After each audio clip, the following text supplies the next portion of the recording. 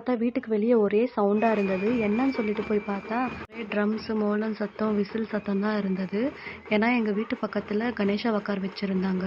So அதனால் கணேஷா வரும்போது தான் இந்த ட்ரம்ஸு, மோளம், விசிலெல்லாம் அடித்து செம்மையாக என்ஜாய் பண்ணிட்டு இருந்தாங்க. எல்லோரும் டான்ஸ்லாம் ஆடிட்டு இருந்தாங்க. நாங்கள் எங்கள் வீட்டு ஜன்னலில் இருந்து தான் பார்த்துட்டு இருந்தோம். நல்லா பட்டாசு, வெடி எல்லாம் வச்சு சூப்பராக என்ஜாய் பண்ணிட்டு இருந்தாங்க.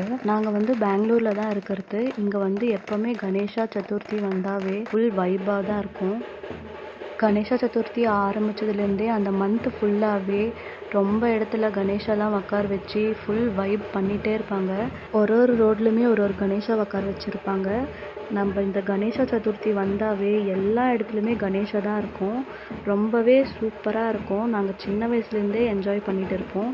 எப்போல்லாம் கணேஷா ஃபெஸ்டிவல் வருவோமோ அந்த மந்த் ஃபுல்லே நாங்கள் ஃபுல் என்ஜாய் தான். சின்னவங்கலேருந்து பெரியவங்க வரைக்கும் எல்லாமே டான்ஸ் பண்ணிகிட்டு இருந்தாங்க. யாருக்கெல்லாம்